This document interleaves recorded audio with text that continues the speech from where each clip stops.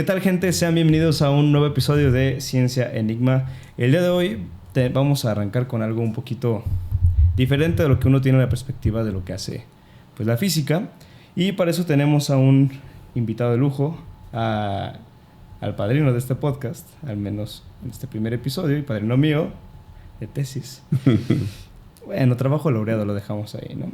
Y vamos a empezar un poquito con quién va a estar con nosotros el día de hoy.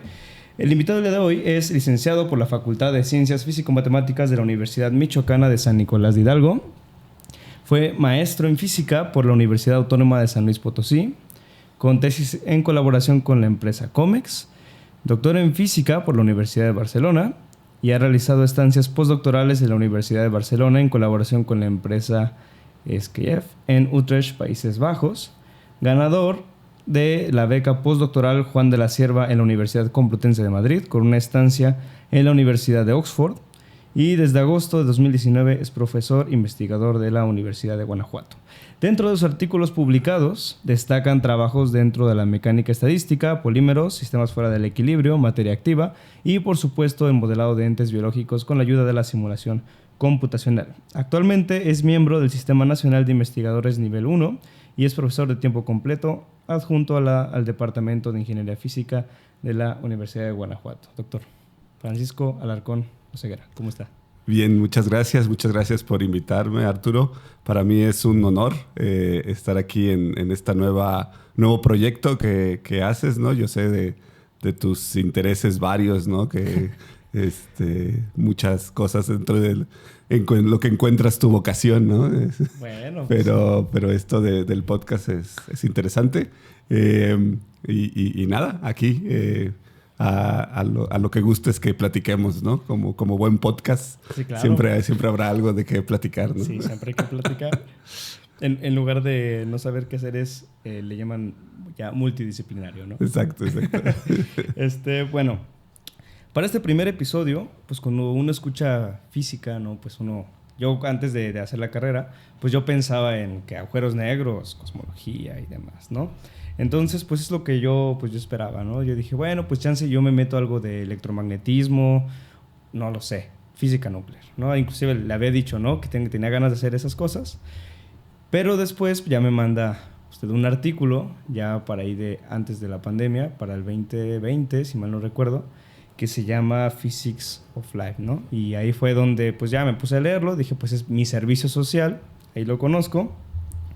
Y pues empezó con una frase muy interesante, ¿no? Decía, de las parvadas de pájaros a los enjambres de moléculas, los físicos tratan de comprender la materia activa. Y pues ya y de hecho ese artículo, para que todos sumerjan igual que yo en lo que es la física, no desde el lado comercial, sino desde este lado, es que vamos a usar ese artículo de eje, ¿no? Y pues ahí me puse a leer y ahí me terminé enganchando completamente con la materia activa. O más que nada, pues con la biofísica, y yo no sabía que un físico hacía eso, ¿no? ¿Usted cómo se entera de esta parte? Sí, fíjate, bueno, ahora es mi pasión, ¿no? Esta sí, parte claro. del estudiar sistemas biológicos es una área que desde que empiezo con el doctorado es cuando me sumerjo más en esta idea. Decirte que, bueno, a mí desde la carrera, ¿verdad? Me interesaba más como el área de las moléculas, entender más la parte de la materia. Uh-huh. Y siempre me interesó esa área de la química, ¿no? Yeah. Y ahí fue que pues me empecé a meter en esos temas en el máster, y por eso es que estuve metido con esta empresa de pinturas para estudiar sistemas poliméricos. Y justamente estando ahí en esa empresa, me entero de que van a venir a un congreso investigadores que yo había leído, ¿no? En los artículos que uno sigue cuando está haciendo su proyecto de tesis. Claro. Y entre ellos, pues, estaba este profesor Pago Navarraga, se apellida, que terminó siendo mi director de tesis, ¿no? Ahí lo mencionaremos. Y justamente él, pues yo fui porque pues él hacía cosas de simulación de polímeros, ¿no? Por eso es que yo lo conocía. Entonces, cuando lo conozco, hablamos de lo que hacíamos en común, y Y entonces me dice, bueno, le cuento, ¿no? Que estaba interesado en hacer un doctorado y me dice, bueno, pues podríamos pensar en trabajar en algo, ¿no? De cuestiones de física computacional. Y siempre pensé, dije, bueno, podemos hacer cosas de polímeros, ¿no? De simulación. Esa era la idea. Y entre, digamos, al llenar las solicitudes para encontrar becas para el doctorado, me dice, mira, podemos empezar con este tema. Y ahí es justo... Ya sabes, perdón por el rollo, ¿no? De tío que hago, adelante. pero por algo es un podcast esto, ¿no? Tenemos tiempo. Y justamente ahí es que me muestra este proyectito que tiene que ver con, inicialmente, ¿no? Tenía que ver con una cosa que en la vida había escuchado y era la palabra chemotaxis. Entonces era un proyecto que tenía que ver con el chemotaxis de organismos, de microorganismos. Uh-huh. La chemotaxis en este proyecto, ¿no? se refiere a organismos que lo que hacen es que van, ¿cómo decirlo? Produciendo químicos que empiezan a secretar. Alguna vez seguramente el caso más común es el de las hormigas, okay, que secretan el ácido fórmico para que las otras hormigas sigan su rastro. Yeah. Entonces, en esencia, eso es la chemotaxis. Hay organismos que lo hacen para eso, para hormigas exploradoras, otras hormigas sepan por dónde van, otros organismos que lo utilizan más bien como tóxico para evitar que los animales se los coman, ¿no? Otros animales se los coman. Yeah. O para reproducirse también, para buscar con quién reproducirse, etc. Entonces, un poco de eso iba el tema, ¿no? Entonces, a mí se me hacía demasiado biológico. Yo cuando lo leí la primera vez, fue como pero que no sabe que soy físico, ¿no? Y luego te das cuenta de todas estas relaciones que hay de la biología con esencialmente lo que es un campo, ¿no? Un campo en el espacio, un campo que depende del tiempo y del espacio, ¿no? Y empiezas poco a poco a darte cuenta de que sí que muchos de estos temas en la biología se pueden utilizar las herramientas que uno aprende en física para poder entender estos problemas, ¿no? Y un poco contestando tu pregunta, pues podría decir que esa fue la primera vez, mi primer encuentro con ello, ¿no? Con estos temas de biología. Pero, le explica, ¿no? El doctor, ya sabía que iba a hacer simulación. A mí siempre me interesó hacer simulación. Fíjate, eso también depende, me imagino que también depende de la personalidad y la forma de trabajar de la gente, ¿no? Uh-huh. Ignacio Pago Navarraga, yo creo que esa es una de las cosas que yo, al ser formado por él, creo que le he tomado un poco, ¿no? Es como él tiene temas, ¿no? Te ofrece un tema, eres libre de decir, bueno, podemos ir por aquí, por acá, ¿no?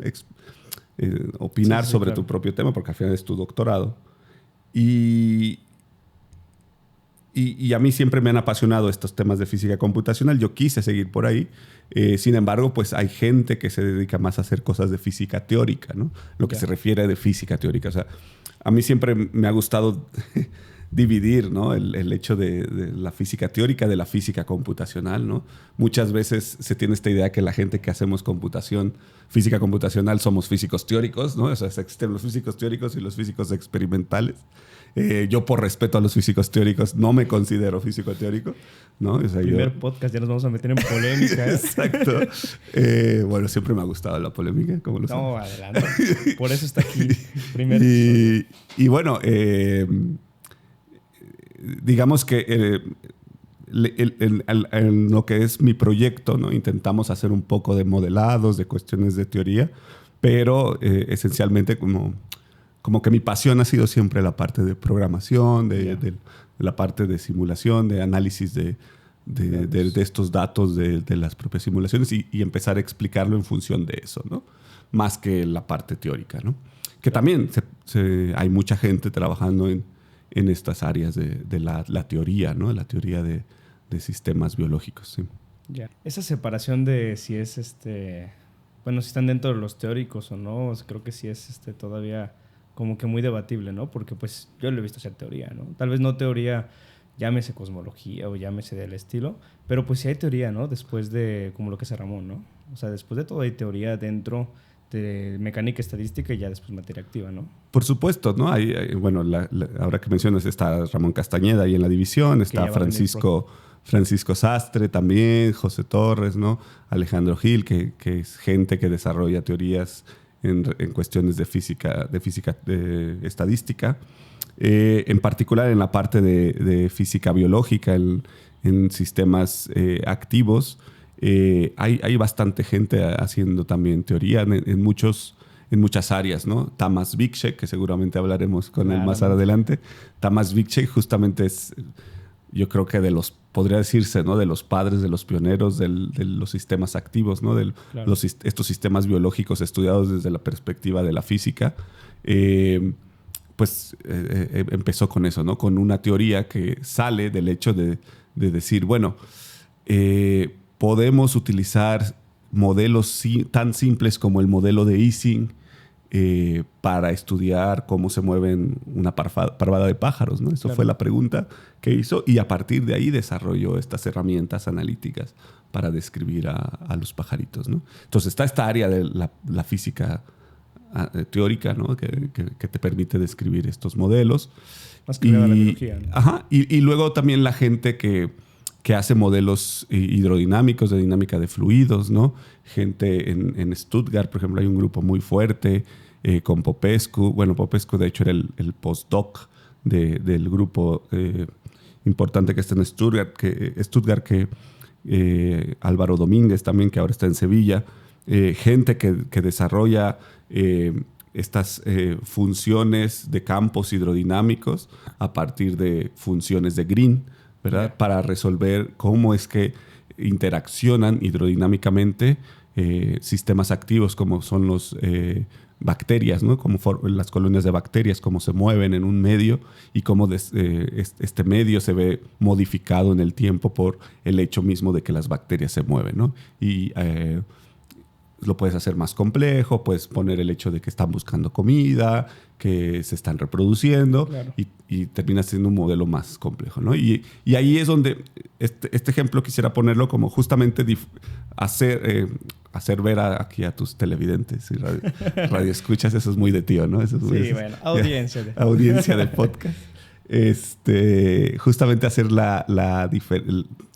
hacer entender que hay una diferencia, porque ahí es donde pueden los teóricos decir, bueno, nosotros podemos hacer hasta aquí, ¿no? O sea, son teorías, toda la parte de las interacciones hidrodinámicas son modelos muy complejos matemáticamente hablando, ¿no? Donde la parte analítica pues te da hasta donde te da el papel y lápiz, ¿no? Tienes que hacer aproximaciones que te permitan luego resolver estas ecuaciones tan complejas. Y luego pues puedes decir, bueno, tengo ahora, ¿no? La oportunidad de usar computadoras que te permiten utilizar modelos de aproximación discretizados de estas ecuaciones, que entonces pues, me permite resolver estos problemas complejos de manera aproximada, no de manera exacta, como puede ser resolviendo una ecuación diferencial de manera analítica, ¿no? Sino de manera numérica. Y esto es justamente lo que diferencia, ¿no? Un físico computacional de un físico teórico, ¿no? Podríamos decir. Y donde entra nuestra contribución como físicos computacionales. Otra manera no es ni siquiera resolviéndolo, ¿no? Otra manera es haciendo la observación, ¿no? Que es lo que hacen los biólogos o los físicos experimentales, ¿no? No offense. No hard feelings, please. Que es hacer observaciones, ¿no? Y adquirir los datos y luego describir y analizar esos datos, ¿no? No es resolver la ecuación que describe el movimiento o la actividad o el sistema que estemos estudiando, pero sí al menos poder, a partir de los datos observados, pues describir a posteriori lo que está pasando, ¿no? En simulación numérica es un poco lo mismo, ¿no? Es, bueno, no me interesa la solución aproximada, me interesa ver cómo es que el sistema evoluciona sabiendo que se comporta según qué ecuación diferencial en el tiempo, ¿no? Claro. Y a partir de ahí, pues, intentar, ¿no? Explicar el fenómeno. Ok. Bueno, antes de... Ya entramos, ¿no? a materia, pero pues algunas personas ya ahorita estarán como de discretizada y ecuación diferencial. Pues vamos a entrar en contexto un poquito para que la gente nos siga, ¿no? Un poquito.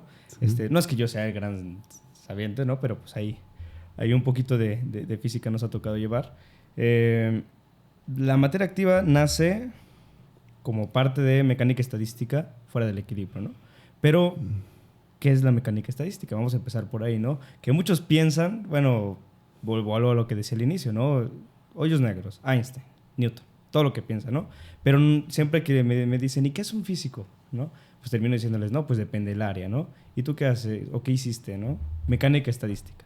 ¿Y qué es mecánica estadística? Siempre me quedo pensando, pues es que y si voy dentro de la mecánica estadística, pero al final pues termina siendo biofísica, ¿no? ¿Cómo describiría lo que es la mecánica estadística dentro del contexto de la física, ¿no? De lo que hace. Pues yo creo que lo haría a partir del pues el padre de la mecánica estadística, ¿no? Que considero que puede ser Ludwig Boltzmann, ¿no? Te ocupamos aquí una foto del Boltzmann con la computadora. Sí. Este profesor, ¿no? Austriaco genera, ¿no? Toda esta teoría de la mecánica estadística a partir de entender a un fluido o un gas como partículas, ¿no? Como el agua que está aquí, ¿no? Lo podemos entender como un conjunto de bolas, de muchísimas bolas, ¿no? Millones y millones de bolas que están ahí chocando entre ellas, ¿no? Es importante notar, ¿no? Que para la época de Boltzmann, estamos hablando del... ¿qué es esto? 1800 por ahí. Pues era difícil, ¿no? Que la gente, finales del 1800, que la gente pues estuviera convencida, ¿verdad? Que la materia está hecha de átomos y de moléculas. Todavía ni siquiera estaba comprobado, ¿no? Entonces esto fue su digamos, lo que rompió de paradigmas, ¿no? Que su modelo, decir que partir de que el fluido estaba hecho de bolitas y empezar a utilizar herramientas matemáticas que para la época también eran muy modernas, ¿no? Y que causaban controversia por lo mismo, ¿no? Claro. Que era todas estas herramientas estadísticas, estocásticas, que lograron, ¿no? Un desarrollo de la descripción de la materia, de los sistemas, no solo biológicos, sino en general de la materia, a partir de principios microscópicos, ¿no? De pensar que la materia está hecha de elementos microscópicos y si uno describe, como te enseña la mecánica clásica para nuestra gente, entender el movimiento de los objetos a partir de las leyes de Newton, por ejemplo. Sí, que es el movimiento de pelotas, el movimiento que el vemos... El tiro parabólico, ¿no? El resortito, estas cosas. Que se nos tortura en la secundaria, ¿no? Exactamente, ¿no? Entonces, si tú dices que el agua, ¿no? También está hecho de bolas que se describen a partir de esas mismas ecuaciones, entonces, ¿qué pasa? Podemos describir el movimiento macroscópico podemos entender cómo es que presiona el agua a la taza, claro. Podemos entender lo que es la temperatura del sistema, podemos entender cómo se mueven, qué sé yo, si yo le meto aquí unas bubbles de estas del té de buba, ¿no? Y esto, okay. Podemos entender el movimiento de estas bubas ahí adentro del agua. Entonces, esto es lo que hace, empieza con el nacimiento de la mecánica estadística y a partir de esas herramientas describir cosas que a priori pues no se entendían, que era, por ejemplo, el agua, los líquidos. Claro. De hecho, los líquidos en 1905, ya para 1950, ¿no? Ya cuando Einstein logró, ¿verdad? Salvar ¿cómo se dice? El nombre de Boltzmann, ¿no? Porque justamente a partir del movimiento browniano que describe Einstein, le da consistencia a todas estas teorías que había desarrollado Boltzmann. Todavía en 1950, gente como Landau decía, ¿no? Tajantemente, no hay teoría para describir los líquidos, ¿no? Claro. Y de hecho, y aquí un poco... como dicen, echando agua a mi molino, ¿no? Decir que fue gracias a la guerra, ¿no? A la Segunda Guerra Mundial y al desarrollo de las computadoras por gente como Oppenheimer, gente como Ulam, como von Neumann, ¿no? Que claro. El desarrollo de las computadoras hicieron posible y gente como los padres de la dinámica molecular, como Adler, como Raman, que empezaron a desarrollar experimentos numéricos de líquidos, ¿no? Y los experimentos del gas de argón, ¿no? que permitieron darle consistencia a a esos resultados, ¿no? Esas observaciones. Sí, aunque, bueno, regresando a lo de Boltzmann, que me parece una historia triste, pero bueno, luego son cosas que pues la gente no sabe si no te metes a la mecánica estadística, ¿no? Dar a entender que pues él hizo su trabajo y hasta él mismo pensó que pues no iba a servir para nada, ¿no? Sí, es una historia triste, ¿no? Es un científico importante a darle su crédito.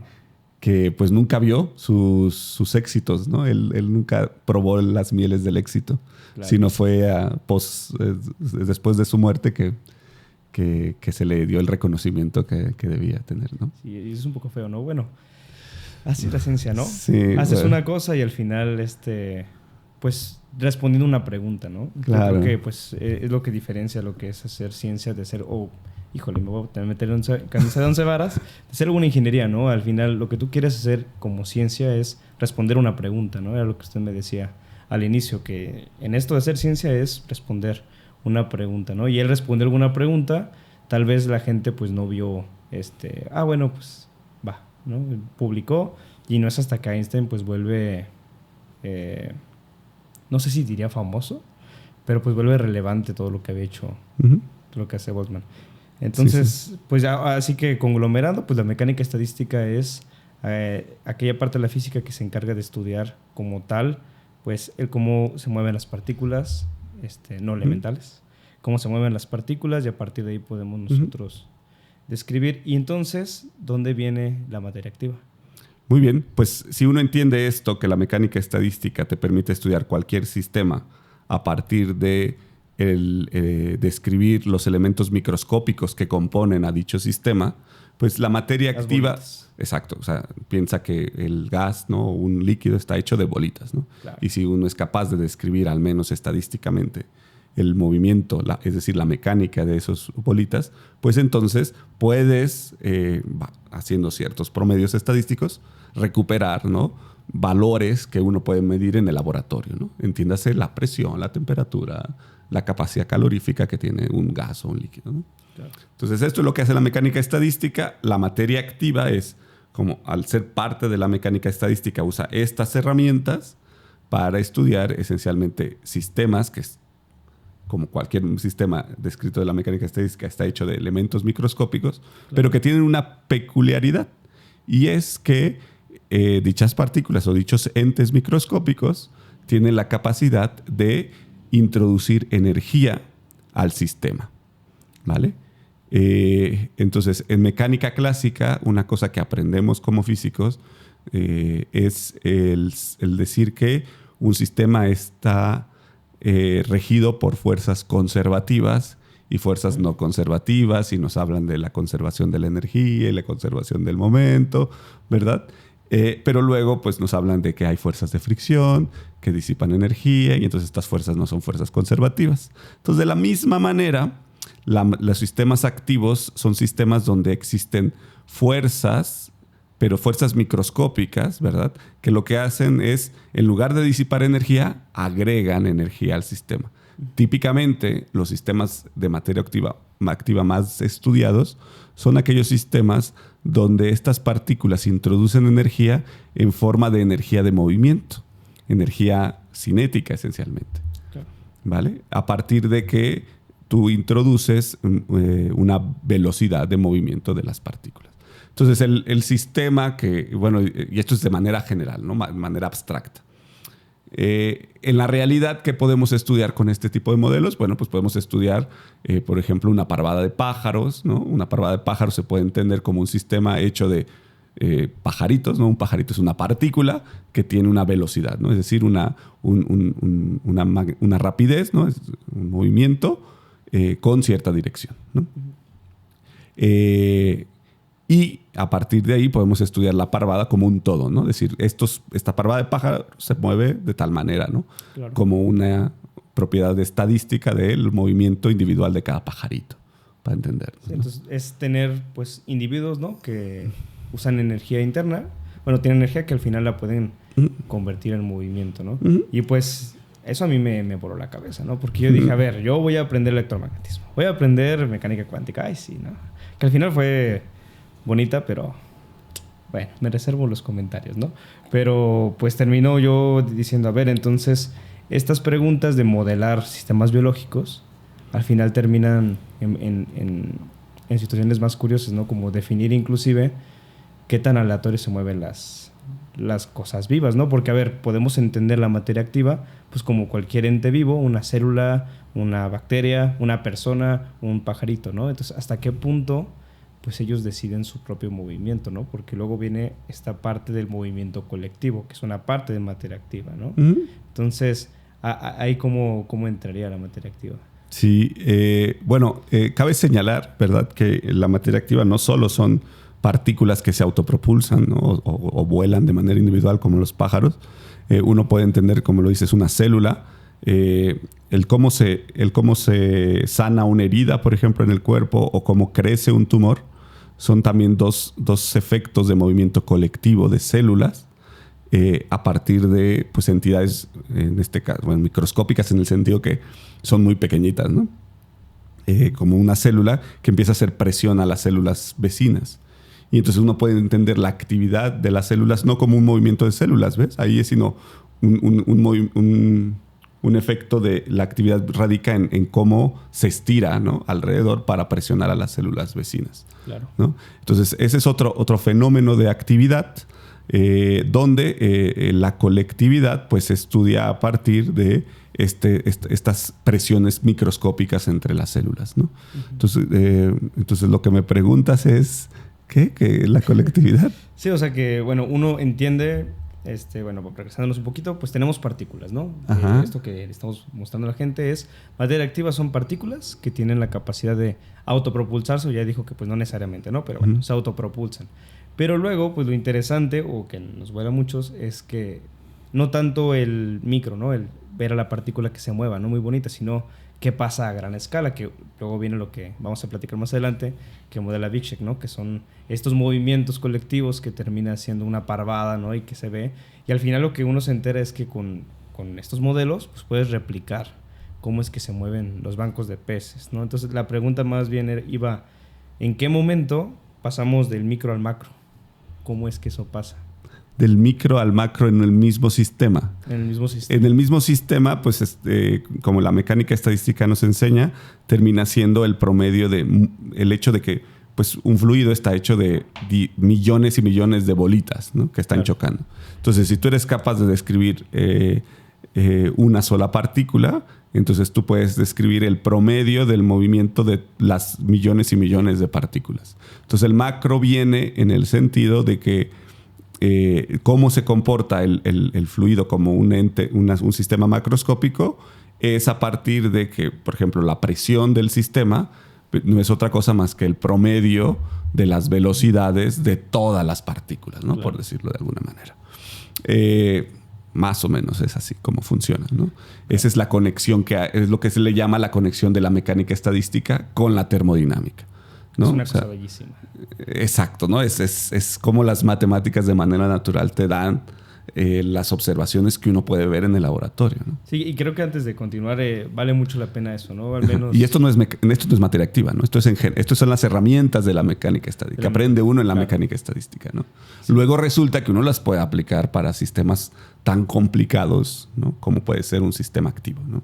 Sí, y entonces, bueno, la mecánica estadística en sí ya es un capítulo completo, ¿no? O sea, hablar desde cero de la mecánica estadística, a mí me voló mucho la cabeza, ¿no? No sé por qué a otros físicos no, pero sí se me hizo muy, muy interesante, ¿no? El pensar, o sea, yo puedo replicar pelotita a pelotita, si, bueno, con simulaciones y todo lo que hacemos en mecánica estadística, lo que se hace en la termodinámica, ¿no? Entonces, exacto, creo que sí vale la pena mencionar un poquito de eso, ¿no? O sea, el hecho de que para la gente que pues nunca ha escuchado hablar de esto, pues, ¿cómo es que lo replicamos? ¿Qué son estas herramientas? Me retroalimenta, pues es tener simulaciones, ¿no? Prácticamente podemos, claro, usar las herramientas analíticas, los ensambles, pero podemos pensarlo más sencillo como una simulación, ¿no? Tú tienes una simulación y al final lo que recuperas es lo que se ve en la vida real en termodinámica, ¿no? Entonces ya nos vamos metiendo con la simulación. Sí, así es. O sea, uno puede entender las simulaciones numéricas como una aplicación de estas herramientas de la mecánica estadística, ¿verdad? Uno lo que hace es modela un subconjunto de bolitas que representan a todo el fluido, a todo el gas, ¿no? O a todo el sistema en general. Y a partir de ahí, de hacer ese pequeño promedio de partículas, ¿no? Porque no tienes las millones y millones que podrías tener en la vida real, por un tema de que no hay computadora que lo haga, claro.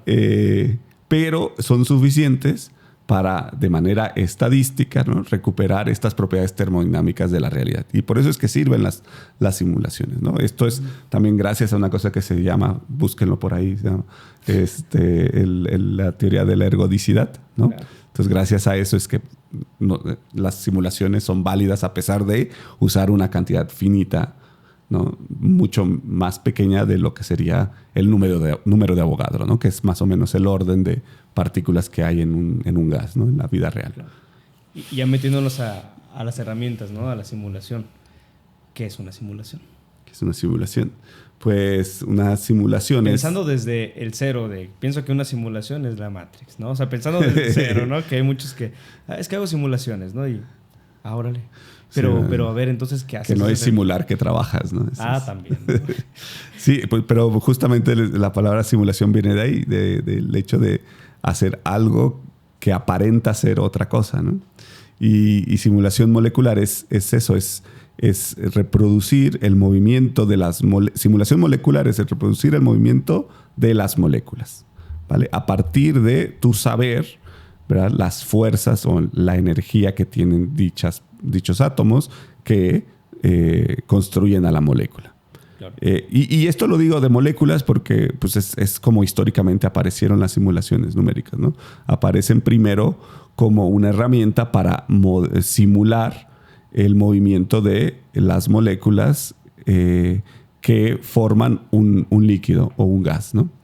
De hecho, el Adler, ¿no? Que es el padre de la dinámica molecular. Hay muchos tipos de simulaciones moleculares. Uno puede, cualquier libro de texto, ¿no? de simulación molecular, puedes ver que hay esencialmente dos tipos de simulaciones moleculares. Están la dinámica molecular y Monte Carlo, ¿vale? Con la dinámica molecular, pues uno empieza como lo hizo Boltzmann, ¿no? Con bolitas que, como si fueran bolas de billar sin gravedad, ¿no? Que chocan entre ellas. Sí, que estén en una bolita.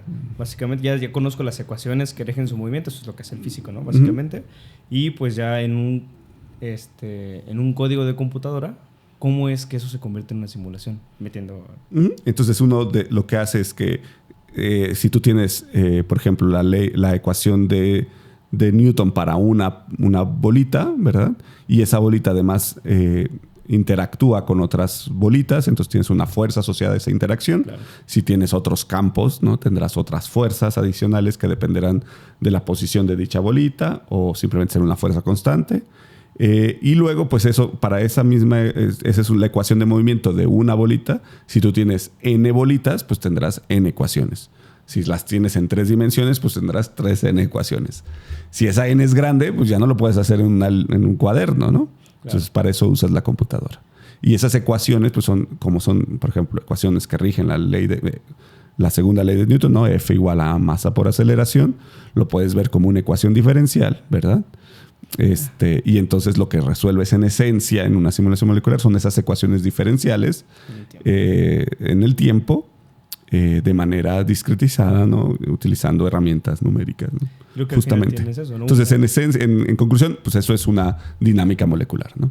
Entonces, luego pues vienen varias preguntas, ¿no? El hecho de que cómo es que está seguro que la interacción que tienen las bolitas son las interacciones que tienen las moléculas en el líquido. Bueno, históricamente es la física, ¿no? La física teórica y de donde se han desarrollado pues muchas teorías después gracias a estas primeras simulaciones, de hecho. O sea, primero fueron las simulaciones, a partir de ahí dijeron, bueno, ¿y qué pasa si se comportan así las moléculas? Entonces tendrías interacciones de este tipo, ¿no? Y entonces se logra ver que tienen ciertas formas generales justamente esas interacciones entre moléculas que luego los experimentales pues lograron ver esas interacciones con el gas de argón, ¿no? Y de ahí aparecen modelos que, bueno, si buscan por ahí en Google, ¿no? Estas cosas de, por ejemplo, potenciales de Lennard-Jones y estas cosas, ¿no? Son potenciales empíricos que salen de las observaciones, de ver que las moléculas de un gas de argón pues se comportan con una interacción en función de la distancia de ese tipo, ¿no?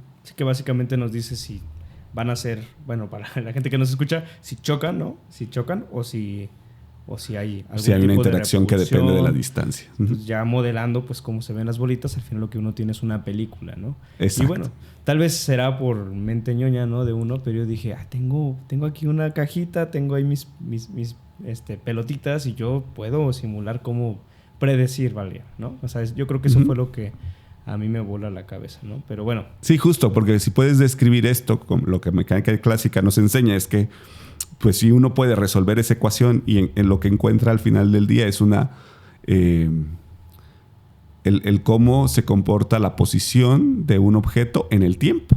Es decir, describes el movimiento del objeto. Es una función de la posición en el tiempo. Y entonces puedes saber lo que se decía antes de la mecánica cuántica, ¿no? O sea, uno conoce pasado, presente y futuro del sistema. Y es así, ¿no? Entonces, por lo tanto, puedes predecir lo que va a pasar para un T posterior, ¿no? O sea, para el futuro. Sí. Y es donde viene la chamba, ¿no? Del físico, ¿no? ¿Y para qué te puede servir? Muy bonitas sus pelotitas, ¿no? Pero ¿para qué pueden servir, no? Y ahí es donde entra, pues, muchas de las aplicaciones, ¿no? De que tengo las herramientas de mecánica estadística, tengo las herramientas de la simulación y a partir de aquí puedo trabajar en diferentes fenómenos, ¿no? Así es como uno termina haciendo biofísica, ¿no? Sí, entonces ahora, bueno, el caso simple no es los líquidos, son los gases. Entiéndase gas y líquido como lo mismo en el sentido de que simplemente son densidades más grandes para un líquido, ¿no? No nos vamos a meter en ese debate ahora, pero una vez uno intenta entender los líquidos, pues uno lo hace más complejo, ¿no? ¿Y qué pasa?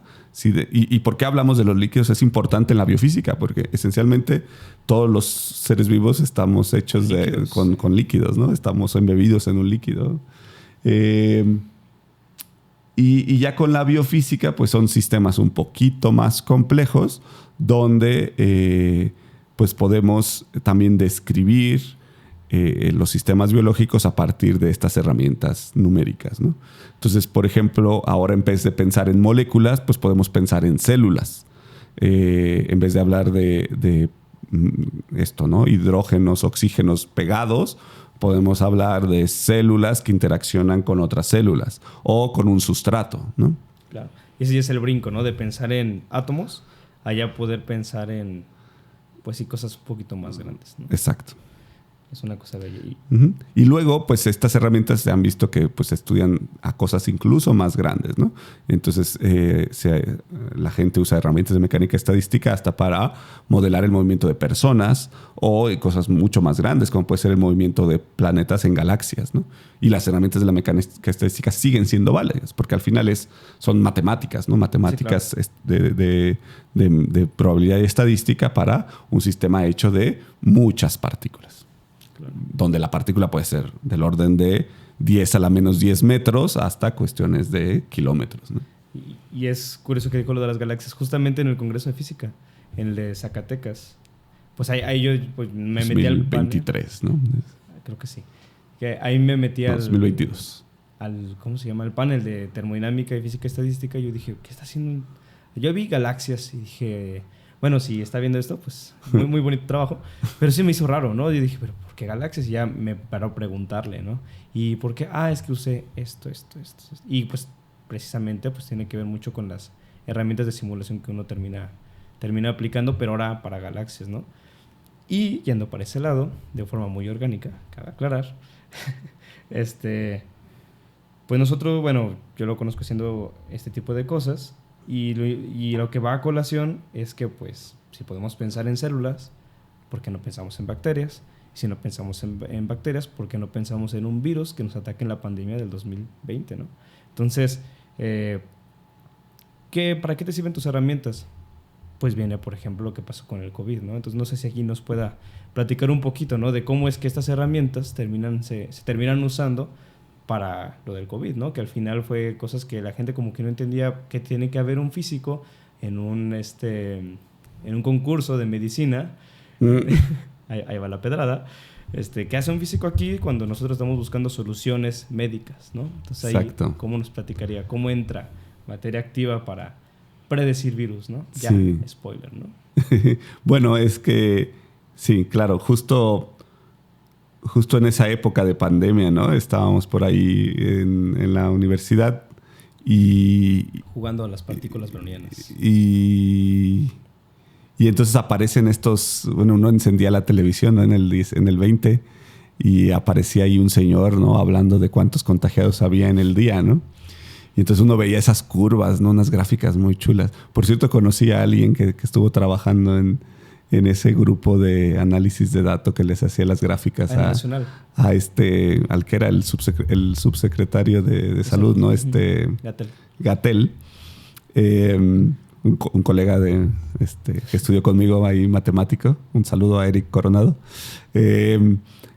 Y justamente, pues uno veía eso, ¿no? Y decía, bueno, ¿qué rollo con esto de que se va a subir y en algún momento va a bajar? ¿Qué va a pasar? ¿O se van a morir? ¿Qué pasa?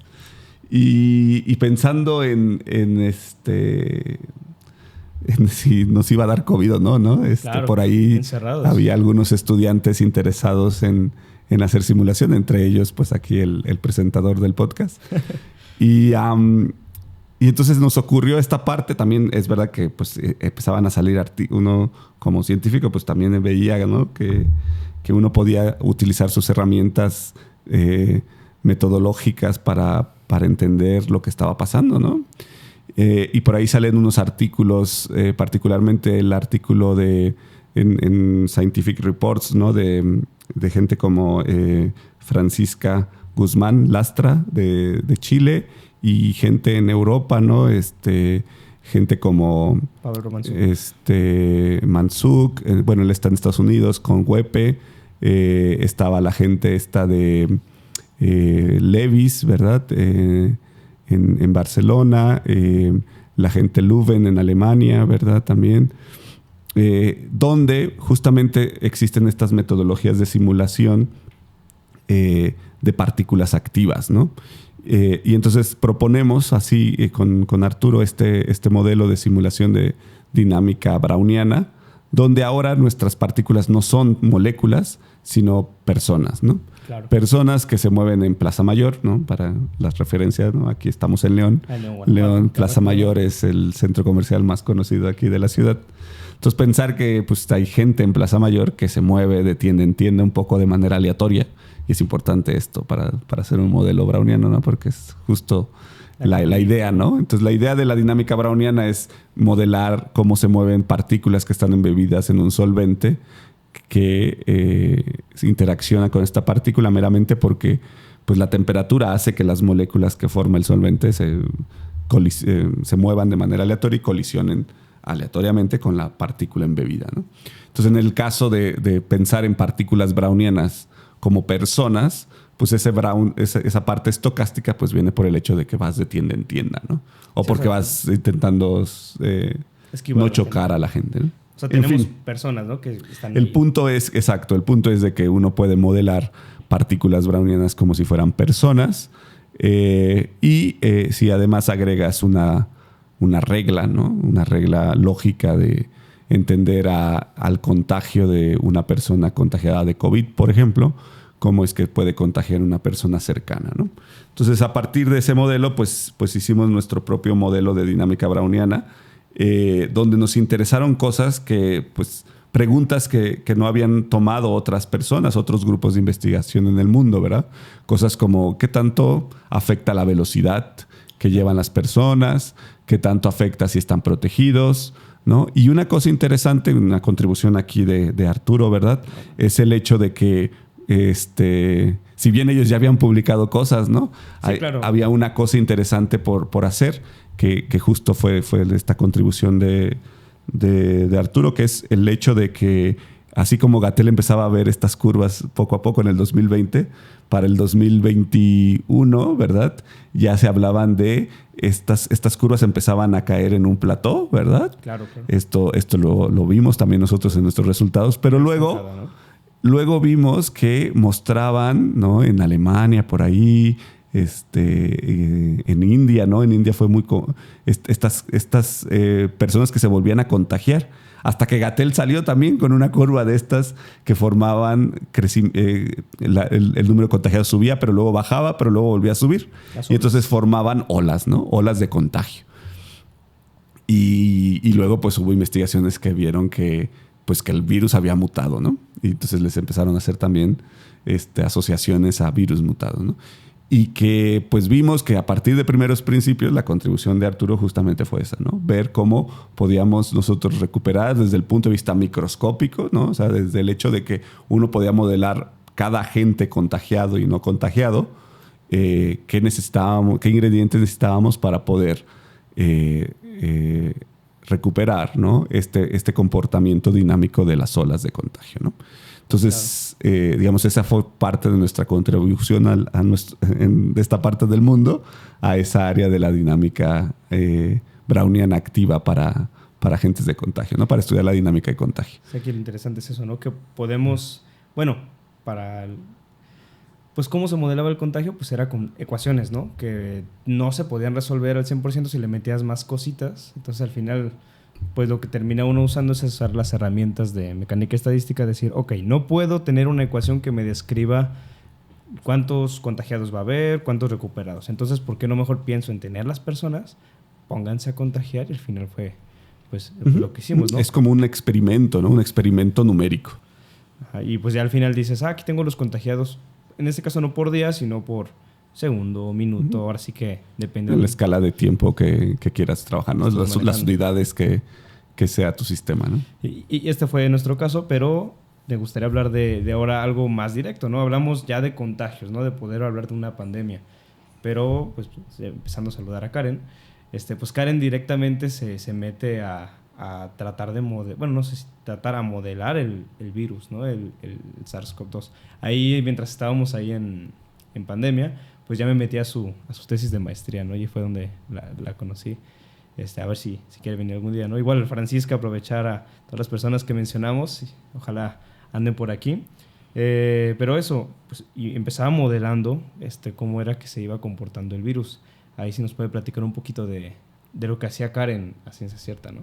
Sí, bueno, pues estas herramientas, ¿no? De simulación de las que hemos estado hablando, hay una cosa que también ha sido desarrollada en la física computacional. De hecho, yo creo que son de las áreas más fuertes en física computacional, que es el estudio de la dinámica de fluidos, ¿no? Los fluidos per se son todo un tema en la ingeniería, ¿no? Y sí, claro. en la física. Porque por todas estas aplicaciones importantes que tienen, ¿no? Desde el hecho de modelar, diseñar alas para un avión, ¿no? Hasta, bueno, está de moda en la Fórmula 1, ¿no? Diseñar coches para la Fórmula 1. Claro. Aerodinámica. Cuestiones que tengan que ver con aerodinámica, con hidrodinámica, ¿no? Las hélices, las aspas de los molinos para energía eólica, etcétera. Muchas aplicaciones, ¿no? Entonces, el problema con la dinámica de fluidos es que son ecuaciones muy complejas, ¿no? De hecho, si tú puedes resolver la ecuación general de la hidrodinámica, que es la ecuación de Navier-Stokes, te llevas por ahí un premio de $1 millón, ¿no? Por ahí creo que ya hubo unas soluciones, ¿no? Sí, que salieron hace poco, por cierto. Pero una manera, digamos, de darle la vuelta a esa solución analítica es usar la computadora, ¿no? Y pues uno puede entender al fluido como un medio continuo y las ecuaciones se vuelven un poquito más simples si lo haces así. Pero ¿qué pasa cuando tú tienes un sistema coloidal, ¿no? Un sistema que está compuesto no solo de agua, sino de otras cosas allá adentro. Por ejemplo, imagínense agua y adentro, o saliva, y adentro pequeñas partículas nanométricas, microscópicas, ¿no? Como son el coronavirus, ¿no? Claro. Y eso fue lo que utilizamos para... Hay metodologías, ¿verdad?, que nos permiten estudiar la dinámica de fluidos desde el punto de vista microscópico, como si fuera una dinámica molecular similar.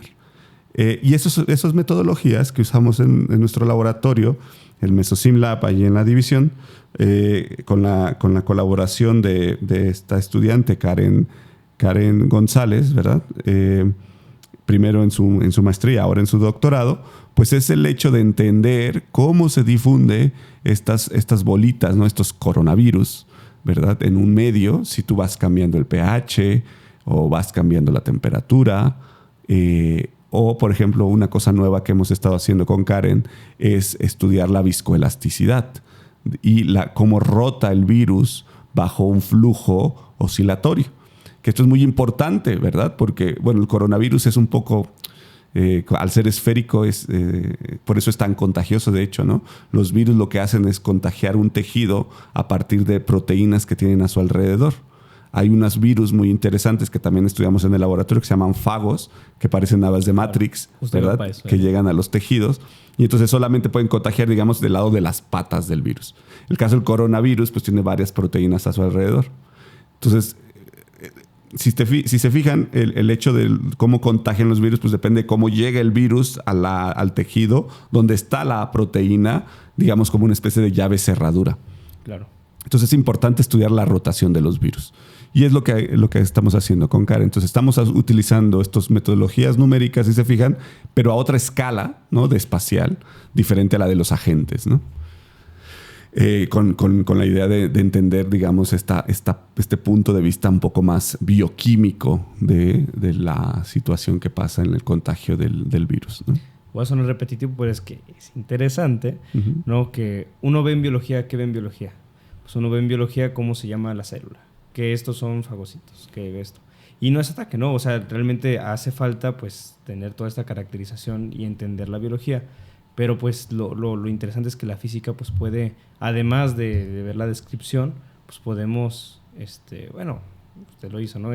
Poder modelar y poder saber, por ejemplo, uno que iba a saber que los fagocitos necesitaban directamente estar a una cierta posición para llegar al virus, ¿no? Y tomar eso en cuenta, pues si bien el biólogo sabe mucho en cuanto a la estructura del fagocito, pues el físico es el que sabe de física, ¿no? De cómo se tiene que mover, ¿no? Entonces, en el caso de los fagocitos, ahí metiéndonos un poquito, ahí que se desarrolló, hablando de los fagocitos. Sí, ahí, bueno, hay varios estudiantes involucrados ahí, ¿no? Esto es lo que pasa, ¿no? Muchos de estos proyectos no avanzarían si no hubiera estudiantes involucrados.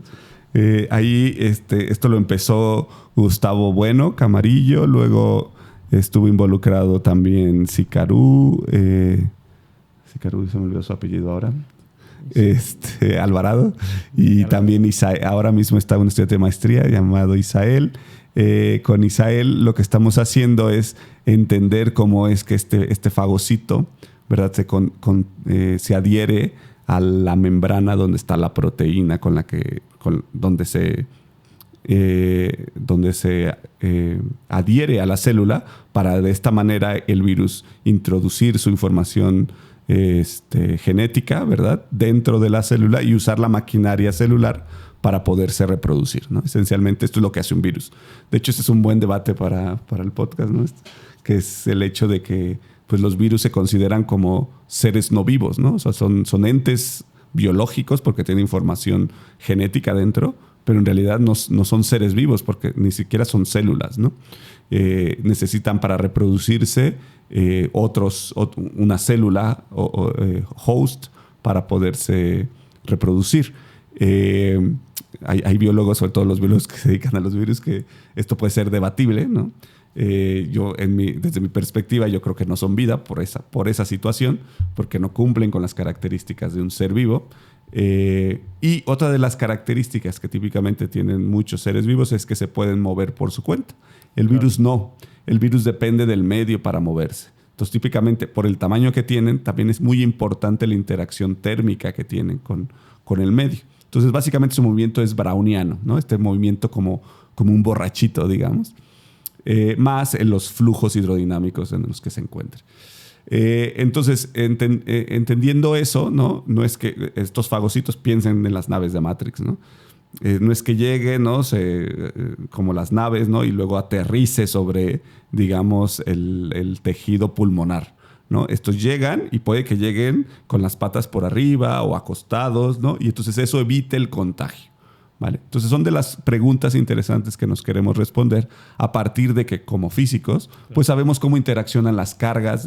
Una proteína lo pueden entender como una cadena de bolitas donde algunas de esas bolitas están cargadas eléctricamente, ¿vale? Entonces las interacciones que dominan ahí son las interacciones electrostáticas. Evidentemente, como tienes muchas bolitas, pues no lo vas a resolver analíticamente resolviendo la ecuación con el potencial de Coulomb, ¿no? Ahí tienes una función de Green que puedes resolver ahí las ecuaciones de Maxwell, ¿no? No haces eso, ¿no? Lo haces numéricamente a partir de entender que hay bolitas de carga diferente que se van a atraer vía el potencial de Coulomb, o si son de cargas iguales, pues se van a repeler, ¿no? Y a partir de ahí, pues es lo que hace Isael, ver cómo se adhieren estos virus al tejido, ¿vale? Entonces es, digamos, en la misma escala, piensen en tamaños, la misma escala de la que está trabajando Karen con el coronavirus, ¿no? Estas entidades que son del orden de nanómetros, ¿verdad? En un medio acuoso. Entonces, otra cosa importante es que si nos interesa el efecto de las interacciones hidrodinámicas en estos sistemas, ¿no? Porque sabemos que son importantes. Y pues mucho de la simulación sí es el movimiento, pero pues al final, ¿cómo modelamos que sea esta pelotita lo que queramos que sea, ¿no? Porque podemos tener pelotita que sea fagocito, pelotita que sea el coronavirus, ¿no? Entonces, aquí viene el modelar los campos, ¿no? Entonces, esos campos, pues ya uno usa, pues, dependiendo sea el caso, ¿no? En el caso de los fagocitos, ¿cómo escogen cuál es cuál? Porque pues tienen que moverse con su nave de Matrix, ¿no? Volvemos. ¿Cómo escoge ese? Ya es una pregunta un poquito más, más técnica. Más técnica, pero ¿cómo escogemos? Hay metodologías, ¿no? Hay artículos reportados que estudian justamente qué modelos utilizar, es lo que le llaman los químicos el campo de fuerzas que utilizamos. Entonces puede ser lo más detallado posible, yendo molécula tras molécula, ¿no? Haciendo el hecho de que cada bolita que reproducimos pues es un conjunto de moléculas. Entonces uno saca lo que se conoce como fuerzas efectivas. Fuerzas efectivas, un poco de broma, aquí tómenlo entre comillas lo que voy a decir. Fuerzas efectivas, creo, ¿no? En mi opinión, es un eufemismo para fuerzas que desconocemos, ¿no? Okay. Entonces, podemos ser lo más estrictos posibles y buscar estas fuerzas efectivas con argumentos científicos, ¿no? Por ejemplo, decir, bueno, puedo calcular el promedio de interacciones de las moléculas que representa una bola que estoy modelando en mi simulación, ¿no? Porque cada bola representa un conjunto, ¿no? de moléculas. Entonces, de ahí puedes sacar una fuerza efectiva, ¿no? Haciendo a partir de estas herramientas de mecánica estadística de las que hablamos. Sí, esto funciona, ¿no? Es todo un área del modelado molecular. Puede llegar a ser costoso, es lo que se le llaman metodologías de grano grueso. Nosotros estamos en una fase donde hacemos estudios más generales, ¿no? Esas fuerzas efectivas esencialmente tú tienes de manera gruesa, mucho más gruesa. Básicamente tienes bolas que se atraen entre ellas, son afines, o bolas que son repulsivas entre sí. Yeah. Entonces tienes un modelo más como la vaca esférica que está aquí pintada, ¿no? Más aproximados. Entonces es eso, ¿no? O sea, es como tienes un sistema tan complejo, ¿verdad? Que lo puedes describir a partir de todos esos parámetros, ¿no? Que tiene el sistema complejo. O, ¿no? Y decir, bueno, es demasiado complicado, no puedo hacer nada, ¿no? Te vas a tu casa, te encierras en la ducha, ¿no? Modo fetal, y lloramos y no hacemos nada. O al menos hacer algo. Entonces decidimos hacer al menos algo. Es decir, bueno, tenemos un modelo donde las fuerzas efectivas son o afines o no afines entre ellas. Y a partir de ahí intentar describir y explicar bajo ese modelo básico cómo podemos entender la adherencia de la adhesión, de los virus a un tejido celular, por ejemplo. Por ejemplo, una cosa que no se entiende es qué pasa cuando ese tejido se está moviendo. ¿Qué es lo que pasa con estos fagos? Hay fagos que son fagos particulares que contagian a bacterias que están nadando en un sistema. Entonces ahí lo más además de la interacción entre proteínas, ahí lo importante es ver cómo es que pueden ser capaces de infectar a la bacteria a pesar de que la bacteria se está moviendo ahí. Yeah. Y los virus no. Los virus se mueven por los flujos hidrodinámicos producidos por las mismas bacterias, dicho sea de paso. Y aquí lo interesante es que entonces no se mueven los virus. O sea, es producto de las interacciones, sí. ¿Cómo se dice? Pues sí, ¿no? Interacciones con su entorno, ¿no? Exacto. O sea, se mueven, pero no por ellos, no por una autopropulsión. O sea, imagínense, por ejemplo, un espermatozoide, ¿no? Un espermatozoide es muy parecido al E. coli que estoy hablando, ¿no? En el sentido de que tiene un flagelo y el flagelo, una colita que mueve para estresar al fluido a su alrededor, para empujarse y nadar. El E. coli es lo mismo, tiene varios flagelos que se enredan, los mueve para estresar al fluido y nada, ¿no? Esta es una autopropulsión. Los fagos, los virus en general, pues sí sé que están moviendo, pero es un movimiento que depende de la temperatura del sistema y del flujo hidrodinámico a su alrededor, que hace que los empuje hacia cierto lugar y eso, ¿no? O por la interacción misma también de ellos, ¿no? Son virus que tienen proteínas y que van a reorientarse o a girar o a atraerse o a repelerse en función de las otras proteínas de otros virus que estén a su alrededor. Tal vez tenga una respuesta sencilla a la siguiente pregunta, pero entonces, si pues no se mueven los virus, ¿cómo entonces la gente se contagia? Que nos quedó muy claro, ¿no? Pero igual para... Sí, bueno, por ejemplo, en el caso del coronavirus, pues ya no lo han repetido muchas veces, ¿no? Que es a partir de esas pequeñas gotitas, ¿verdad? Que salen cuando un contagiado estornuda o simplemente habla, ¿no? Y esas gotitas viajan hacia la mano primero a la mesa, digamos, o al suelo. Llega ahí la mano de alguien más, esa mano pasa a la cara de esa persona y por lo tanto esas gotitas que tienen un montón de virus, ¿no? Pasan al organismo y de ahí a los pulmones y pues empiezan a reproducir los virus en otro organismo, ¿no? Entonces un poco es eso, es el hecho de que muchos de estos virus viven en pequeñas cantidades de líquido, en este caso de la saliva, ¿no? Hay otros virus que incluso son aerobios, ¿no? Están por ahí en el aire. Que viven ahí. Y es bien, estos son bichos muy interesantes, ¿no? Porque a pesar de no estar vivos, tienen unas capacidades enormes, ¿no? Hay virus que están ahí quietos porque no tienen ninguna célula alrededor con la que puedan reproducirse y se quedan por ahí quietos adentro de un pedazo de roca, ¿no? Y puede ser que eventualmente esa roca se abra, el virus salga, se encuentre milagrosamente una célula que puede contagiar y empieza a reproducirse. Y adiós. Después de muchos años, ¿no? Sí, así es. Sí, no, está muy creepy, ¿no? Pero creepy, sí. Sí, bueno, vamos a dejar un poquito los virus de lado, ¿no? Que se nos va a acabar el tiempo. Hablamos de Big Shek hace un ratito, ¿no? Entonces, por ahí tuve un proyecto ahí con el doctor que estaba haciendo yo, pues ahí mis materias, ¿no? Y por ahí se me encargó un proyecto, ¿no? Y entonces yo le dije, doctor, ¿qué puedo hacer? Es algo de computación ahí para el doctor, doctor Carlos Padierna, que luego va a venir. Y pues haz un Big Shek. ¿Qué es un Big Shek? Y pues ya es este modelo que pues termina siendo el que termina siendo Héctor, ¿no? Héctor, Candyman lo conocemos, ¿no? Termina siendo algo así. Pero a ver, antes de yo decirles, platíquenos qué es ese modelo de Big Shek. Bueno, les voy a dar el contexto histórico, creo que ya lo dije hace unos minutos, ¿no? Tamás Big Shek es un investigador húngaro que se ha dedicado mucho a esta parte biofísica de modelos jerárquicos, se llaman. Entonces, cuando él estaba de postdoc, por ahí de principios de los 90s, estaba de investigador postdoctoral muy joven en Israel. Y estando en Israel, pues él veía ahí en el Mediterráneo, ¿verdad? Veía estos pájaros volar, ¿no? De manera colectiva. Y pues ya para entonces pues había muchos modelos que intentaban explicar por qué había animales que se movían en manada y otros no, ¿no? Es una pregunta que a los etólogos, ¿no? Estos biólogos que estudian depredadores presa, ¿no? Animales que son depredadores, otros que son presas, pues les ha llamado la atención, ¿no? O biólogos evolucionistas, ¿no?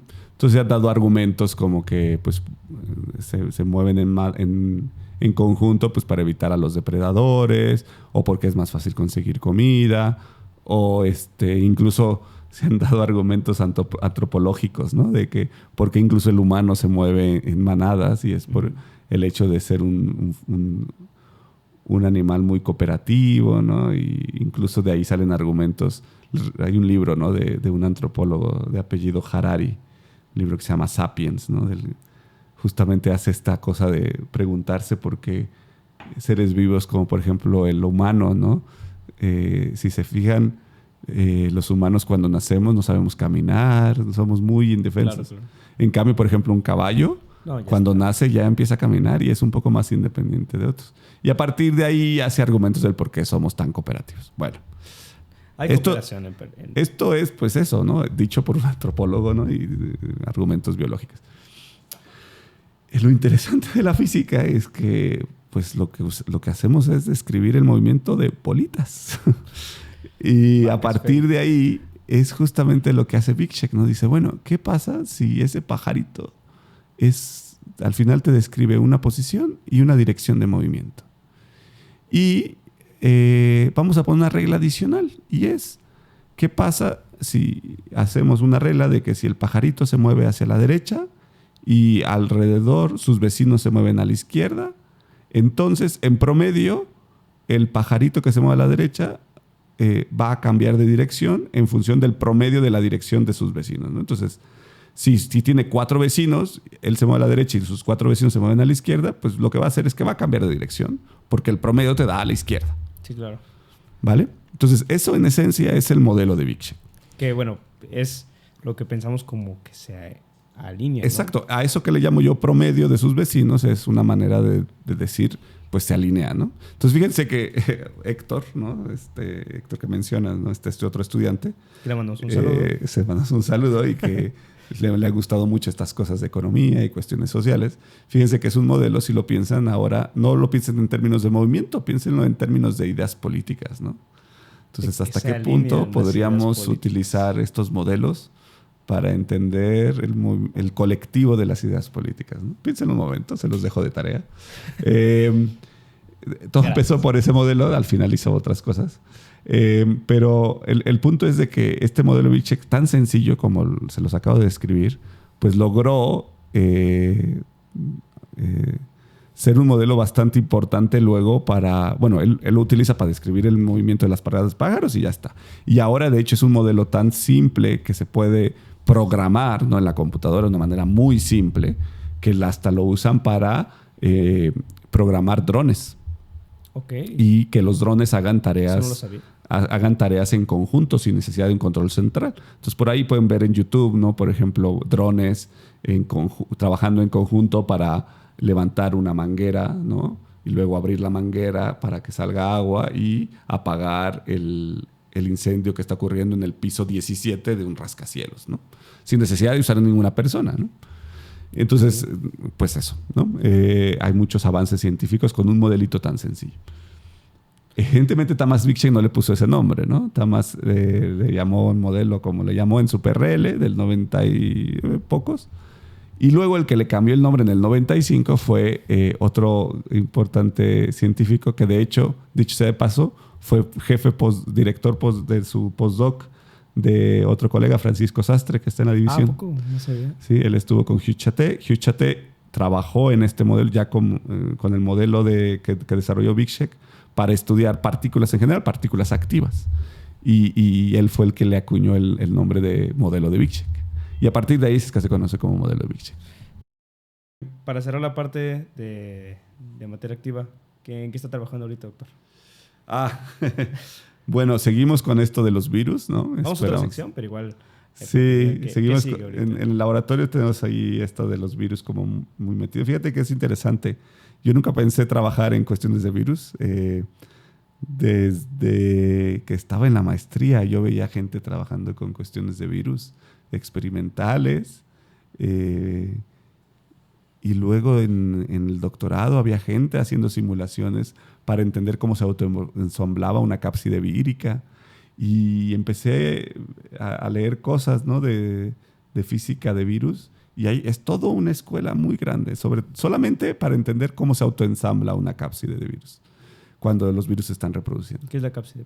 La cápside es de lo que está hecho el virus. El virus lo puedes entender como hay muchos tipos de virus, ¿no? Hay un zoológico de virus, tienen muchas formas. Y está formado por lo que se le llama una cápside, que es la cápsula donde está embebida la información genética, que es lo que le pasa a las células, donde esencialmente le dice, reprodúceme. Ya. ¿No? Esas cápsides están hechas de muchas cosas, ¿no? Pueden ser hechas de proteínas, pueden ser hechas de lípidos, que es, por ejemplo, el caso del SARS-CoV-2, es como si fuera una membrana celular. pero no es una célula, ¿no? Es una membrana celular con proteínas alrededor. Yeah. Entonces, si te fijas, pues en la biología pues hay todo un zoológico, ¿no? Sí, que uno claro. puede, desde el punto de vista de la física, pues entenderlos es casi entender cada sistema en particular, ¿no? Sí, porque no son iguales, ¿no? O sea, Entonces, para uno como físico, si puedes encontrar una regla general, pues es como la felicidad, ¿no? claro. Entonces, bueno, yo nunca me quise meter en eso de los virus y al final, por intentar contestar preguntas, ¿no? Lo llevó Uno a termina metiéndose a eso, ¿no? Porque al final es la curiosidad lo que nos rige como científico, al menos a mí como científico, más allá del SNI y de los proyectos que pueda haber dinero. Creo que lo más interesante y lo que más me apasiona es el contestar preguntas que se me hacen interesantes. Y si hay chicos que tienen el mismo ímpetu de contestar alguna pregunta, pues qué mejor. Y ya luego, si secundariamente se puede cumplir una tesis, pues eso Sí, ya claro, es doblemente, ¿no? Y ya más si eso te da para comer, bueno, ya. Ya mejor todavía, ¿no? Mejor todavía. Y bueno, al final pues esto me ha llevado a contestar preguntas de virus. Por ahí hay cosas interesantes en colaboración con gente. Queremos meternos a la parte de entender cómo podemos limpiar el agua de tintas, ¿no? El problema de la industria de la ropa es muy importante, ¿no? Entonces, y el agua, vaya que sí es importante, ¿no? Entonces, entender, por ejemplo, diseñar moléculas que nos permitan limpiar la tinta del agua. Esto es una cosa que estamos trabajando. Una de las preguntas, digamos, que tengo como científico, o sea, un sueño de científico que tengo es contestar a la pregunta de qué es la vida, desde el punto de vista de la física, ¿no? Evidentemente. Entonces, yo creo que por eso me ha mantenido en estas áreas de la biofísica, el entender cómo, por ejemplo, es la dinámica de contagio de los virus, pues es parte, ¿no? de contestar pasitos, ¿no? Hacia la gran pregunta que me gustaría contestar, ¿no? Otro escalón, ¿no? Y es el área también que estoy intentando trabajar en el laboratorio, es el diseñar células artificiales. Entonces, con eso, pues entender, si podemos saber cómo se hace una célula, cómo funciona una célula, ¿no? A partir de propiedades computacionales, evidentemente, pues eso nos hace entender cositas que a la vez nos van a impulsar a entender esta pregunta, repito, que es entender qué es la vida. Y esa es la pregunta clave, ¿no? De decir, ¿qué es lo que hace que el ADN, que el ARN corte, haga tal cosa? Esa es la pregunta clave, ¿no? Entonces... Sí, hay muchas preguntas por ahí, ¿no? Pero digamos, es como el objetivo, digamos, que sigo como científico.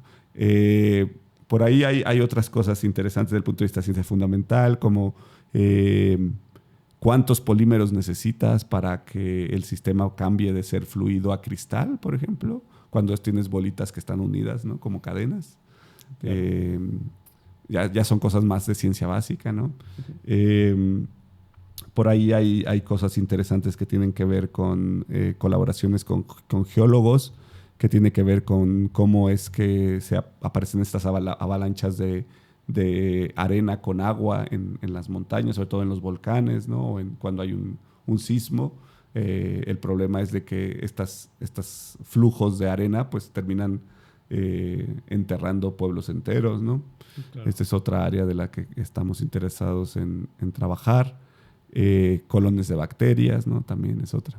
Es un poco en lo que andamos trabajando. Sí. Ahorita en las áreas. Bueno, pues cerrando con la parte de materia activa, unas últimas preguntitas, ya para irnos. Que ya va directamente, bueno, mi contribución con este podcast en parte es, pues, difundir qué hace un científico, ¿no? Porque, pues, uno ve los frutos de la ciencia, pero por ahí una frase, ¿no? Pero nadie quiere el trabajo que conlleva, ¿no? Exacto. Entonces, en su perspectiva, pues ya platicamos de cómo se modela un virus, cuestiones ya hablamos de Big Shake y un montón de cosas de materia activa, pero al final de cuentas, ¿qué hace o cómo es hacer ciencia? O sea, ¿qué es hacer ciencia? ¿Qué es hacer ciencia? Así como muchos, ¿cuál es tu proceso creativo al cantar? ¿Cuál es el proceso del científico? Que a mí me quedó muy poquito, no me quedó muy claro, pero pues no he estado haciendo ciencia tanto tiempo como ya usted, ¿no? Sí, bueno, Lo importante, bueno, no sé área, si ¿no? sea lo importante. Sí, claro. Yo como científico, yo lo que te puedo decir es que además estoy en un lugar privilegiado, ¿no? Esto no lo ves hasta que ya llegas, ¿no? O sea, yo empecé a hacer ciencia desde que estaba en la universidad, ¿no? Eh, Desde el punto de vista personal, yo creo que lo más importante es la motivación. Claro. También depende de cada personalidad, yo creo. No estoy diciendo que es la regla tampoco, ¿no? Estoy diciendo desde mi muy personal punto de vista como científico, como yo veo a la ciencia. Yo creo que cuando quieres hacer ciencia, cuando quieres esto, ¿no? Lo que es hacer ciencia para mí es responder a una pregunta, ¿no? Y para responder esa pregunta tienes que estar muy motivado a responderla porque a priori es una pregunta difícil, ¿no? Claro. Si tienes esa pregunta es porque no encuentras la respuesta en los libros, ¿no? Claro. Entonces tienes que estar muy motivado para eso, tienes que apasionarte y a partir de ahí buscar los medios para responderla, ¿no? Entonces los medios que tiene, pues es lo que uno aprende en la escuela y en la vida, ¿no? Entonces, como físico, ¿no? Te forman para tener herramientas, ¿no? Así como te forman si tú fueras un cocinero, ¿no? Tendrías un buen cuchillo, tendrías idea del sabor de las cosas, ¿no? De las especies, de la fruta, de las vegetales. Como científico, pues tiene una idea de que pues tú puedes, si lo que quieres es entender el movimiento de algo, pues tienes que saber ecuaciones de Newton, ¿no? Cómo resolver ecuaciones diferenciales, etc. Todas esas herramientas las pones en la mesa, ¿no? Para luego contestar a la pregunta que te interesa, ¿no? Y pues eso lleva tiempo. Entonces, qué mejor que sea una pregunta que te interese responder, ¿no? Esa parte de la motivación yo creo que es importante, ¿no? ¿Por qué hablo de que tienes que estar en un punto? Ahora estoy en un momento privilegiado. Bueno, como profesor, pues uno puede tener la ayuda de contestar a preguntas que no le interese con la ayuda de los estudiantes, ¿no? Que también se interesa, ¿no? Y luego, pues, si resultas tener una idea que es suficientemente interesante, hasta puedes intentar buscar el dinero, ¿no? Para que te dé los medios para poderla contestar. Por ejemplo, en mi caso, pues tener acceso a una computadora, pues qué mejor, ¿no? Para poder responder a preguntas que involucren la física computacional. Entonces, pues uno se dedica luego a buscar fondos, ¿no? Para que pues, la gente pueda trabajar según qué preguntas. Yeah. Cuando uno empieza como estudiante, pues es la parte más bonita, luego también puede ser la más difícil, ¿no? Pero es la parte más bonita porque es cuando uno va aprendiendo, ¿no? Tal vez no contestas a la pregunta que se te ocurrió a ti, ¿no? Es una pregunta que se le ocurrió a alguien más, ¿no? En este caso a un director de tesis, qué sé yo. Pero luego pues eso te forma, ¿no? Y te das cuenta que pues, hay más preguntas interesantes, ¿no? Que luego pues, tú puedes contestar por tu cuenta, ¿no? Claro. Y a ver, ¿cómo es el día a día de hacer ciencia? ¿Qué es lo que la gente no pues, dice? Ay, pues agarran sus tubitos de que yo iba a tener tubos de ensayo y se ponen así y eureka y salen encuerados. Pero no, claro que no. ¿Qué es entonces el día a día de hacer ciencia, no? Sí, bueno, como académico, pues Además hay de mucha maestro, burocracia, ¿no? Sí, claro, como académico hay mucha burocracia, hay mucho de dar clases, ¿no? Pero la parte científica siempre está ahí presente, ¿no? Como académico, te digo, uno tiene a los estudiantes que uno los forma para justamente el contestar a según qué preguntas, ¿no? En el día a día es estar hay que leer mucho. Eso sí, ¿no? Es estar al pendiente de las actualizaciones de las investigaciones. Esto de que uno va a la universidad es súper importante adquirir esas herramientas, ¿no? Cuando eres chef, pues uno busca un buen cuchillo, uno busca aprender recetas de cocina sobre cuestiones dulces, sobre cuestiones saladas, sobre cuestiones de bebidas, ¿no? Todo esto. Así en la física también. Uno va a la escuela no solo para sacar el 10 o el 9 o el 8 en la materia de cálculo. Uno va a la universidad a aprender cálculo. Porque esa es la herramienta que te va luego vas a utilizar a la hora de querer contestar cómo es que se mueve la bacteria en una caja de Petri. Claro. ¿Vale? Entonces, esas herramientas verán que funcionan. Yo me acuerdo mucho cuando estaba haciendo la tesis de licenciatura, cuando todavía había tesis en la licenciatura, me gustaba mucho la óptica, como la mayoría de gente en México, ¿no? La óptica es las comunidades más grandes en física, claro, junto con astronomía. También quise ser astrónomo como todos. A mí me duró un semestre nada más. Ya después ya no. Pero me acuerdo que yo estaba muy metido en esto de querer entender esta interacción luz-materia. Y me acuerdo que es normal que uno como estudiante pues, no conoce de qué va esta onda, ¿no? Y me acuerdo haber hecho una estancia de investigación un verano en San Luis. Y me dice el científico, el investigador con el que estaba a mi cargo, ¿no? Elías Pérez, dice, mira, tengo aquí un experimento donde tienes una luz que llega a un vidrio que hay partículas pequeñitas microscópicas y se adhieren al vidrio. Y luego detectamos cuánta luz se ve reflejada de ese material. Entonces, luego te das cuenta que bajo al entender la interacción de ese haz de luz rojo en partículas microscópicas que son del orden, ¿verdad?, de la longitud de onda del haz, uno puede entender las propiedades estadísticas de esas partículas adheridas al vidrio a partir de teorías estadísticas y de teorías ópticas, bueno, del electromagnetismo, que es alucinante, ¿no? Y empiezas a leer esto como un texto de investigación científica actual y te das cuenta que ahí está involucrado tu libro de electromagnetismo, tu libro de cálculo, tu libro de óptica, tu libro de mecánica estadística, ¿no? Entonces, esas son tus herramientas que tienes para contestar el experimento que está actualmente enfrente a tus ojos, ¿vale? Luego, mi tesis tenía que ver con cómo ajustaba, ¿no?, utilizando métodos numéricos, cómo ajustaba esos experimentos de luz a los datos experimentales, ¿no? Y entonces te das cuenta que todo lo que aprendiste en cálculo y en métodos numéricos, pues los metes ahí, ¿vale? En el día a día de un científico, ¿vale? Entonces, ¿cuáles son las herramientas? Pues las herramientas que uno va aprendiendo a lo largo de su vida académica, ¿no? Claro. Y luego también está esta parte del soft, lo que le llaman ahora el soft skills, ¿no? Esto, claro, o sea, uno tiene que aprender a tener tolerancia a la frustración porque las cosas no son... Si por algo son preguntas porque no las han contestado, ¿no? Entonces es como ver si tienes una idea, ¿no? Ver si funciona esa respuesta. Entonces lo más seguro es que no funcione, ¿no? Entonces vuelves atrás, buscas otra manera de pensar, ¿no? El pensar fuera de la caja, ¿no?, también funciona. Estas cosas que luego no se aprenden en la escuela, ¿no? Y que uno las aprende, estando en el laboratorio, pasando horas ahí y tener tolerancia a las equivocaciones, a la frustración de que no salga la primera. Pero es lo que uno aprende desde que se mete en el libro de electromagnetismo y no te sale el problema, o el Resnick o lo que sea, que no te sale el ejercicio a la primera, ¿no? Y eso es lo interesante, ¿no? Porque si todo saliera a la primera, pues ¿qué? Sí, claro, no sería muy fácil, ¿no? Sí, claro. Y bueno, pues ya finalizando, ¿por qué física, doctor? ¿Por qué terminó haciendo física? Porque no quise hacer química. Bueno, más bien yo quería hacer química y no quería irme de Morelia. Ok. De hecho, yo iba a terminar en la Universidad de Guanajuato. En Guanajuato era lo que quería estudiar química y no quería irme a la Ciudad de México. ¿Y qué dice? Pero extrañaba la sopita de mamá, ¿no? Yeah. Entonces dije, bueno, lo otro que me gusta es física. Esto me gusta acá aquí en Morelia. Voy a intentarlo porque me gusta la astronomía. Yo pensaba hacer astronomía. Claro, pero... Como el 90% de los estudiantes. Exacto.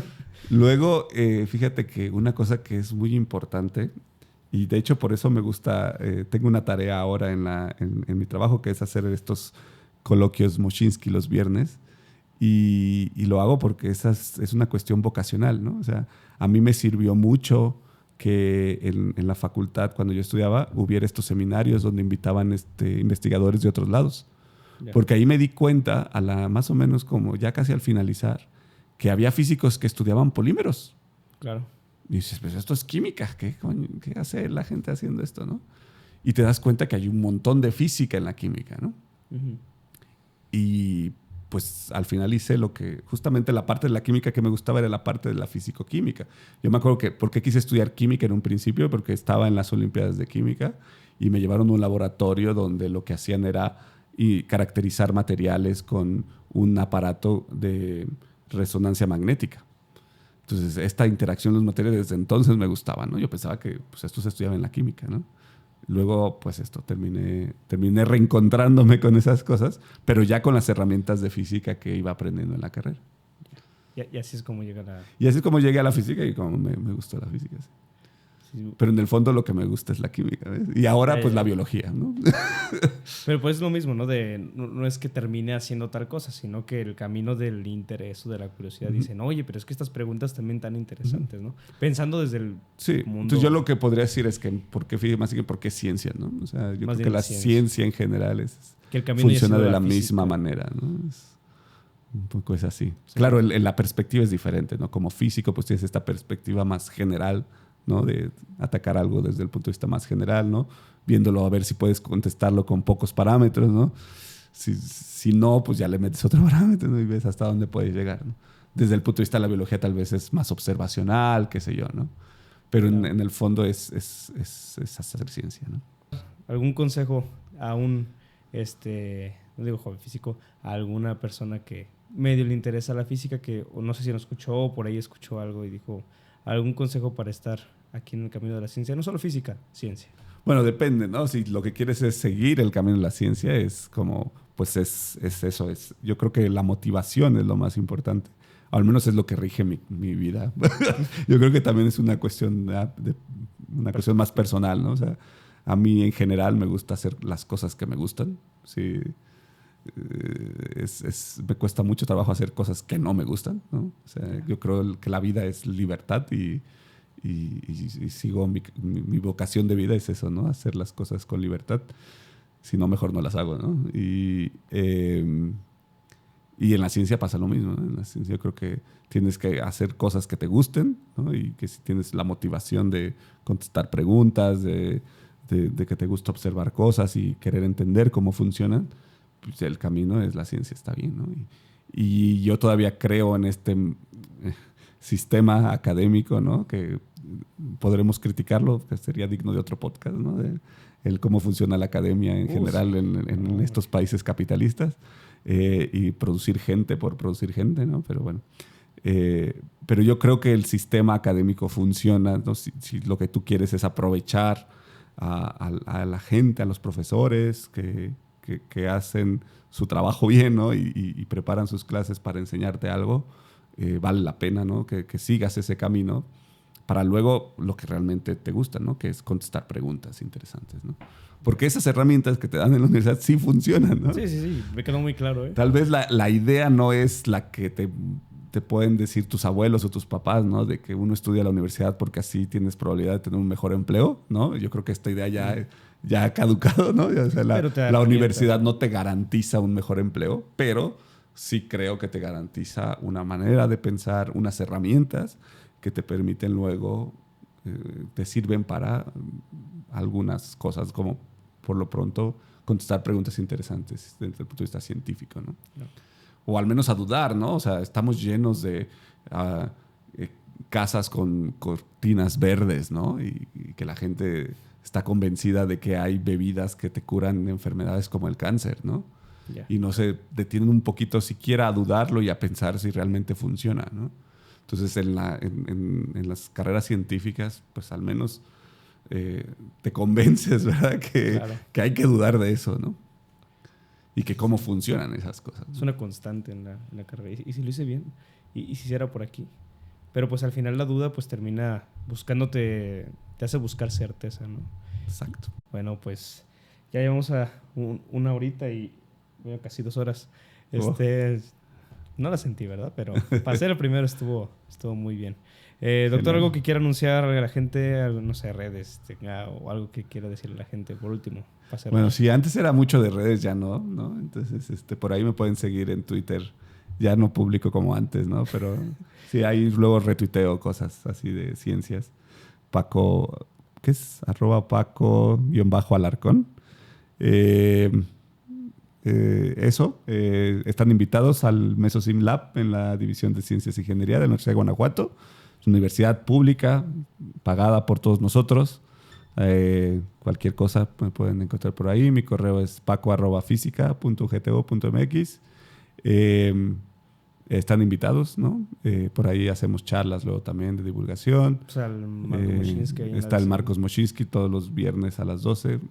Los invito a meterse a esta parte de la ciencia. En México nos hace falta muchos ingenieros, muchos científicos, mucha gente que sea crítica. Y creo que eso nos hará mejor comunidad, que es lo que hace falta. Entonces ya hay cualquier estudiante que le interese esta parte de materia activa, pues puede comunicarse con el doctor para hacer su tesis, maestría, de simulación doctorado, en general. o colaborar, ¿no? ¿Por qué no? Sí, Una colaboración. Y bueno, pueden nosotros seguirnos en @Ciencia Enigma en todas partes, Ciencia Enigma donde quiera. Nos ayudaría compartiendo, hay un like, nos ayudaría muchísimo. Y pues nada, muchas gracias y nos vemos el siguiente. Bueno, bye. Bien.